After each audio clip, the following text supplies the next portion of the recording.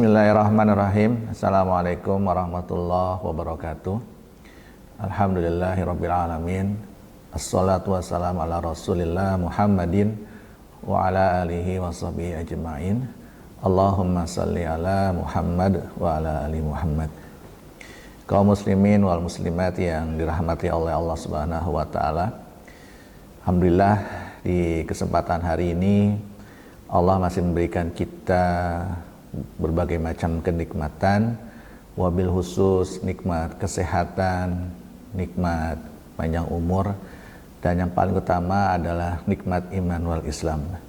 Sehingga pada sampai dengan hari ini kita masih diberikan kesempatan oleh Allah untuk melaksanakan saum Ramadan. Semoga segala amal ibadah yang kita tunaikan di bulan Ramadan ini Allah lipatkan ganda pahalanya. Selawat dan salam semoga selalu tercurahkan kepada baginda Nabi besar Muhammad sallallahu alaihi wasallam beserta para keluarga, sahabat, dan tentunya kita sebagai umatnya yang mengharapkan syafaat beliau di yaumil akhir kelak nanti. Kaum muslimin wal muslimat, untuk membiasakan diri pada kebaikan ada kalanya kita memerlukan inspirasi dari kisah-kisah yang patut diteladan. Terlebih lagi dalam melaksanakan berbagai ibadah pada bulan suci Ramadan, penyemangat untuk kita lebih tekun lagi beramal soleh kiranya cukup perlu. Di tengah kaum muslimin umumnya, kalangan alim ulama merupakan sumber keteladanan. Mulai dari zaman dahulu hingga kini, mereka bagaikan mata air yang menyejukkan. Tentu saja, suri teladan paripurna adalah Nabi Muhammad sallallahu alaihi wasallam. Darinya memancar segala kebaikan. Berikut ini kami akan membawakan kisah-kisah orang soleh ketika mereka menghabiskan waktunya selama bulan suci Ramadan. Seorang sahabat Nabi Muhammad sallallahu alaihi wasallam yang bernama Abdullah bin Umar diketahui biasa berbuka puasa dengan anak-anak yatim dan kaum miskin. Begitu pentingnya memakan takjil bersama-sama dengan mereka, sampai-sampai ia pernah menasihati keluarganya agar terus melanjutkan tradisi ini. Di antara para sahabat, Ibnu Umar termasuk kaya raya. Harta dan perniagaannya yang sukses tidak membuat beliau lupa diri. Justru penghasilannya banyak dialokasikan untuk bersedekah. Mengenai kedermawanannya, Ayyub bin Huwail Ar-Rasibi pernah memberikan kesaksian. Pada suatu hari di bulan suci Ramadan, tuturnya, Ibnu Umar mendapatkan kiriman harta senilai 4.000 keping dirham. Ada pula satu baju bagus di antara kiriman hadiah itu. Yang mengherankan, Ayyub adalah ternyata keesokan harinya ia berpapasan dengan Ibnu Umar. Sang sahabat Nabi justru berutang kepada seseorang pedagang untuk bisa membeli pakan kudanya. Mengapa harus utang? Pakai saja dana yang kemarin diterimanya sebagai hadiah. Karena penasaran, Ayyub langsung datang menemui keluarga Ibnu Umar. Maka seorang penghuni rumah sang sahabat memberitahu, benar bahwa uang dalam jumlah banyak itu telah diterima Ibnu Umar. Namun, tidak semalam pun harta tersebut menginap di rumah ini. Sebab, semua dirham itu sudah dibagi-bagikannya kepada kaum fakir dan miskin. Bahkan, Ibnu Umar juga memberikan baju hadiah yang diterimanya itu kepada orang duafa. Saat kami tanyakan, ia menjawab sembari tersenyum. Baju dan semua uang itu sudah saya sedekahkan, kata seorang penghuni rumah Ibnu Umar. Begitulah cara Ibnu Umar menjalani Ramadan. Teladan yang juga mempesona ditunjukkan seorang tabi'in, yaitu Qatadah As-Sadusi. Murid dari Imam Malik ini memiliki disabilitas pada kedua matanya. Walaupun buta, namun beliau adalah ahli hadis dari kota Basrah dan dia tidak patah arang dengan disabilitasnya. Di luar Ramadan, ia rutin menghatamkan Al-Quran sepekan sekali. Selama bulan suci Ramadan durasi khatamnya itu lebih pendek, ya ini 3 hari sekali. Bahkan saat 10 hari terakhir Ramadan sehari sekali ditamatkannya bacaan Al-Quran. Kitabullah pada Ramadan keduanya tak terpisahkan. Kaum muslimin muslimat yang dirahmati Allah, salafus saleh sangat menjaga interaksi mereka dengan Al-Quran tatkala bulan puasa. Ibnu Syihab Az-Zuhri misalnya, ulama yang hafal 2200 hadis itu tinggal di Syam. Pada masa Khalifah Umar bin Abdul Aziz, dialah alim terbesar di kawasan tersebut. Pada hari-hari biasa, kesibukannya terpusat di masjid dan majelis-majelis ilmu.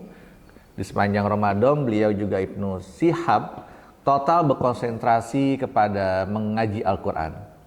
Ditinggalkannya untuk sebulan penuh itu kegiatan di luar tadarus, misal mengunjungi ulama atau membacakan hadis kepada para murid-muridnya. Imam Syafi'i pun juga demikian. Rutinitas yang dijalaninya tidak lepas dari mengajar, kemudian menulis, dan ibadah mahdhah. Ar-Rabi pernah mengatakan bahwasanya Imam Syafi'i selalu membagi waktu malamnya menjadi 3 bagian. Sepertiga malam pertama digunakannya untuk menulis, sepertiga yang kedua dipakainya untuk sholat, dan adapun yang terakhir adalah untuk tidur. Begitu memasuki bulan suci Ramadan, kesehariannya lebih tercurah pada Al-Quran. Selama bulan ke-9 dalam penanggalan hijrah itu, ia sering menamatkan bacaan kitabullah. Bahkan hatamnya itu sampai 60 kali selama Ramadan. Caranya yaitu dengan menghatamkan 1 kali tiap siang hari, lalu sekali lagi pada malam hari.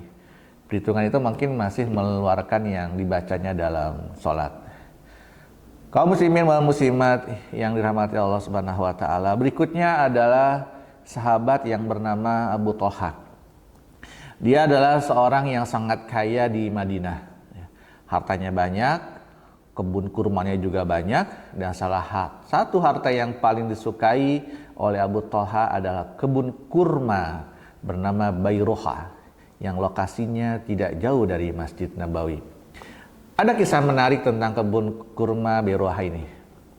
Jadi suatu saat Anas bin Malik radhiyallahu an pernah berkata, Abu Thalha radhiyallahu an adalah orang Ansor yang memiliki banyak harta di kota Madinah berupa kebun kurma. Ada kebun kurma yang paling ia cintai yang bernama Bayruha. Kebun tersebut berada persis di depan Masjid Nabawi. Rasulullah SAW pernah memasukinya dan minum dari air yang begitu enak di dalamnya. Anas lalu berkata, ketika surat Ali Imran ayat 92 diturunkan yang berbunyi lan tanalur birra hatta tunfiqu mimma tuhibbun wa ma tunfiqu min syai'in fa innallaha bihi alim. Ketika turun ayat Ali Imran ayat 92, kamu sekali-sekali tidak sampai kepada kebaikan yang sempurna sebelum kamu menafkahkan sebagian harta yang kamu cintai. Lalu Abu Thalha berdiri menghadap Rasulullah SAW. Ia menyatakan, wahai Rasulullah, Allah Subhanahu wa taala berfirman, kamu sekali-kali tidak sampai kepada kebajikan yang sempurna sebelum kamu menafkahkan sebagian harta yang kamu cintai. Sungguh, kata Abu Thalha, harta yang paling aku cintai adalah kebun Bayruha. Sungguh aku wakafkan kebun tersebut karena mengharap pahala dari Allah dan mengharap simpanan di akhirat. Aturlah tanah ini sebagaimana Allah Subhanahu wa taala telah memberi petunjuk kepadamu. Lalu Rasulullah SAW bersabda, itulah harta yang benar-benar beruntung. Itulah harta yang benar-benar beruntung. Aku memang telah mendengar perkataanmu ini. Aku berpendapat hendaknya engkau sedekahkan tanahmu ini untuk kerabat. Lalu Abu Thalha membaginya untuk kerabatnya dan anak-anak pamannya. Tadi Rasulullah mengatakan itu bermakna yaitu untuk menyatakan besarnya suatu perkara. Kaum muslimin wal muslimat yang dirahmati Allah Subhanahu wa taala, dari cerita-cerita tersebut ada hikmah yang mungkin bisa kita petik ya. Banyak orang di luar sana yang rela menimbun hartanya untuk seorang diri dan enggan disedekahkan. Contohnya adalah yang kita ketahui tentang kisah Qorun yang sangat pelit. Ketika Allah Subhanahu wa taala menganugerahkan harta yang berlimpah ruah kepada Qorun, Qorun akhirnya menjadi orang yang bakhil. Ya, kemudian Allah Subhanahu wa taala pun menimpakan azab yang begitu pedih kepada Qorun. Memang yang bersedekah dengan harta yang sangat kita cintai ini teramat sulit dan berat. Ya. Manusia memang cenderung lebih mencintai harta duniawi dan menimbunnya untuk kesenangan pribadi.